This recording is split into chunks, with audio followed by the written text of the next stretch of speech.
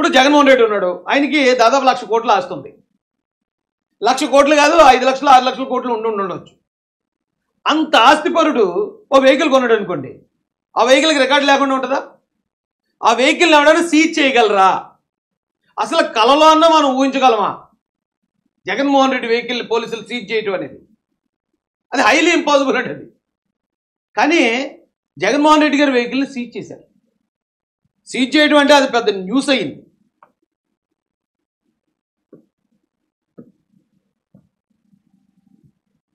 మళ్ళీ ఏ బండి అండి? Black Fortuner. బ్లాక్ ఫార్చునర్ని పోలీసులు సీజ్ చేశారు. సెంగయ్య గారిని ఎక్కించి తొక్కేసిన వెహికల్ అది. ఓకే, అదంతా పక్కన పెడదాం. ఈ సీజింగ్ వరకు మాత్రం మాట్లాడుతున్నాను. బ్లాక్ ఫార్చునర్ జగన్మోహన్ రెడ్డి గారి వెహికల్ పోలీసు వారి చేత సీజ్ చేయబడింది. అయితే నాకు ఉన్న నా నమ్మకం ఏంటంటే, దేవుడు నేను ఎప్పుడు నాకు ఎవడైనా అన్యాయం చేస్తే నేను దేవుడికి వదిలేస్తాను కాబట్టి దేవుడు ఇచ్చిన పనిష్మెంట్ ఇది జగన్మోహన్ రెడ్డి గారు అనిపించిందండి. ఎందుకంటే కరెక్ట్గా 2-3 సంవత్సరాల క్రితం నా మీద తప్పుడు కేసు శ్రీకాకుళంలో పెట్టి నన్ను అక్కడికి పిలిపించారు. ఎంక్వైరీ 41 నోటీస్ ఇచ్చి, జస్ట్ ఎంక్వైరీ అండి, మీరు ఎంక్వైరీ చేసి పంపించేస్తాను. తప్పుడు కేసు అది. సరే నేను వెళ్ళానండి. అప్పుడు నాకు బ్లాక్ ఫార్చునర్ అంటే ఇంత కొత్తది కాదు, అది పాతదే, బ్లాక్ డస్టర్ ఒకటి. ఈ 2 బళ్ళు వేసుకుని దాదాపు ఒక 10 మంది ఎంతమందో మేము శ్రీకాకుళం వెళ్ళాం. శ్రీకాకుళం వెళ్ళిన తర్వాత పొద్దున్నే సాయంత్రం దాకా అయ్యి అని అడిగి వేధించి మమ్మల్ని కూర్చోబెట్టారు. ఏమీ లేవు నన్ను పేకడానికి. మీరు ఏం చేసుకుంటారో చేసుకోండి, నా దగ్గర ఏం తప్పుడు దొరికితే మీరు కేసు పెట్టుకోండి, మీరు ఎలా జైలుకి వెళ్ళిపోమంటే వెళ్ళిపోతానని చెప్పి తెగించున్నాను నేను. ఆ సీఏ కూడా ఏం చేయాలో అర్థం కాలేదు. అంతా అయిపోయిన తర్వాత రాత్రి 9 గంటలకి వెళ్ళిపోవచ్చాను నేను. వెళ్ళిపోవచ్చంటే బయటకు వచ్చాం. బయటకు వచ్చి చూస్తే మా బళ్ళు లేవు అక్కడ. ఏ వెహికల్స్ అంటే వెహికల్స్ పోలీసులు సీజ్ చేశారన్న.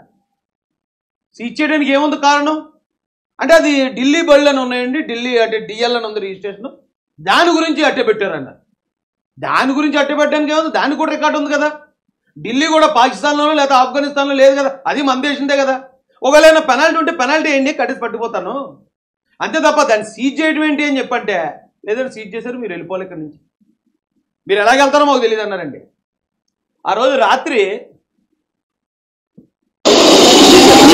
అది నవీన్ అనుకోండి సూర్య పడిపోతాం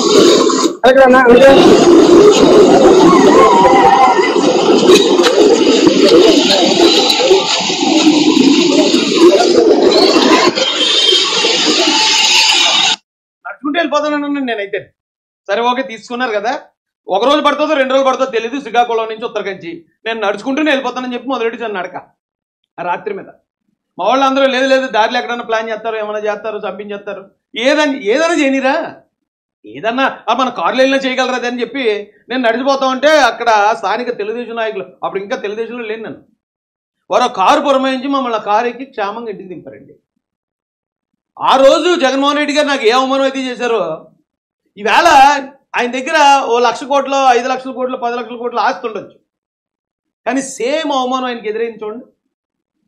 ఇదొకటే కాదండి, మొన్న ప్రవీణ్ పగడాల గారి కేసులో కూడా ఆడెవడో ఒకడు తెలంగాణ నుంచి వచ్చాడు, ఒక దొంగ పాస్టర్, ఆడు పాస్టర్ కాదు నిజానికి, పాస్టర్ అని చెప్పుకుంటాడు.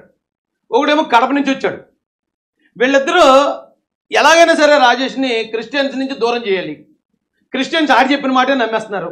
ఆడు యాక్సిడెంట్ అని చెప్పాడు, 5,000 10,000 మంది వచ్చిన వాళ్ళు మరుసటి రోజు నుంచి 100 మంది కూడా రావట్లేదు, కాబట్టి ఈయన ఎలాగైనా బ్యాట్ చేసేయాలని చెప్పి వాళ్ళు ఏం చేశారంటే ఖమ్మంలో నా మీద పోలీస్ కేసు ఇచ్చారు.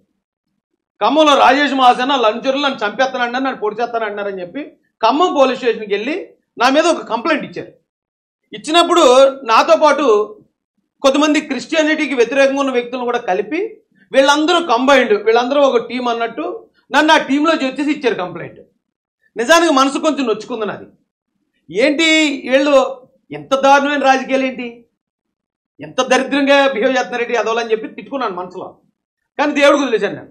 ఆ రోజు నేను అనుకుంటే మరి ఇప్పుడు గవర్నమెంట్ మాది, ఆ యదవులు ఇక్కడికి వచ్చి మత విద్వేషాలు రేపారు, ఇలా తప్పుడు స్టేట్మెంట్లు ఇచ్చారు, ఇక్కడ జనాల్లో ఒక మతం మీద ఇంకో మతాన్ని రెచ్చగొట్టే ప్రయత్నించారని ఇంకా పిటిషన్ ఇద్దాను బొక్కలో 10 నిమిషాల్లో వేయించగలను.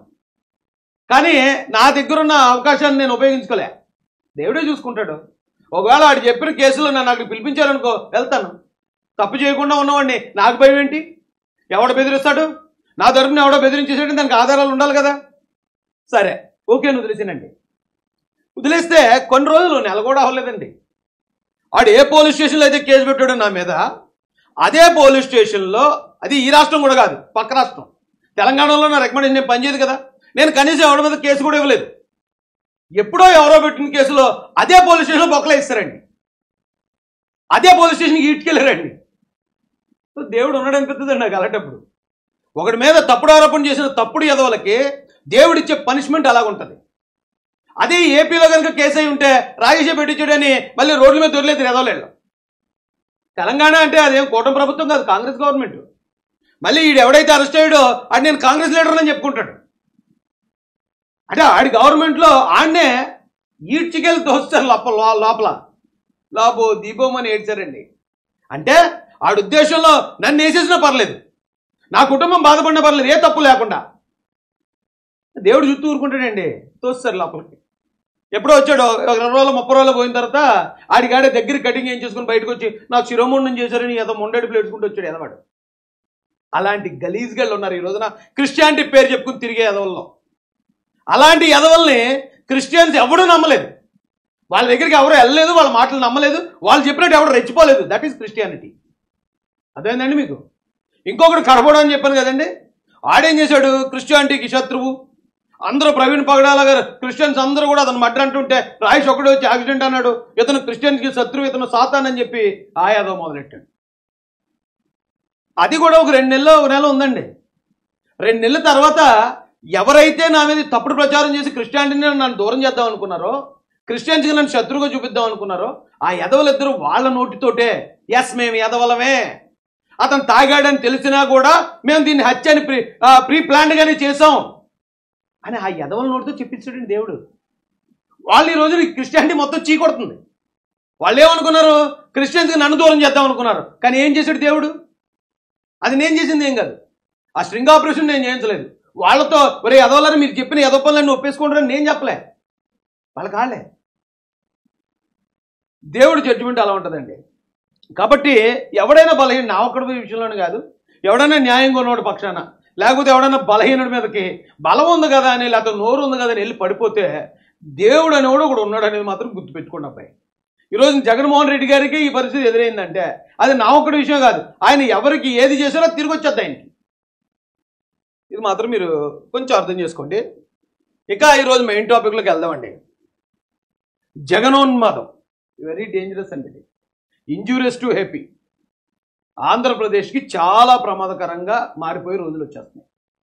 ఇప్పుడు మొన్న మనం చూసాం, ఏంటి కత్తులు పట్టుకుని డ్యాన్స్ వేస్తున్నారు కుర్రాళ్ళు. ఆ కత్తులు పట్టుకుని డ్యాన్స్ వేస్తుంటే దాన్ని మేము ఏబిఎన్లో వెంకటకృష్ణ గారు డిబేట్ పెట్టారు. ఏంటి ఈ ఉన్మాదం ఎక్కడికి పోతుంది, ఈ జగనోన్మాదం ఎటుపోతుంది, కుర్రోళ్ళు యూత్ సెకండ్ జనరేషన్ నాశనం అయిపోతుందని మేము కూడా మాట్లాడాం. మేము మాట్లాడితే దానికి వీళ్ళు కవరింగ్ ఆఫ్ ఇండియా ఇచ్చేయడానికి 2 కవరింగ్ స్టార్లను పంపించాడు జగన్. అందులో ఒకడు మా కామెడీ కింగ్ పేరుని నాని. అరే అదే మొత్తం పోయింది ఇది.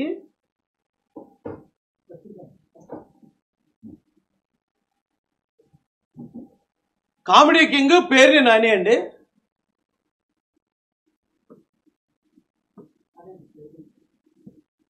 ఇదే తమ్ముడు. There is no doubt that the YSR Congress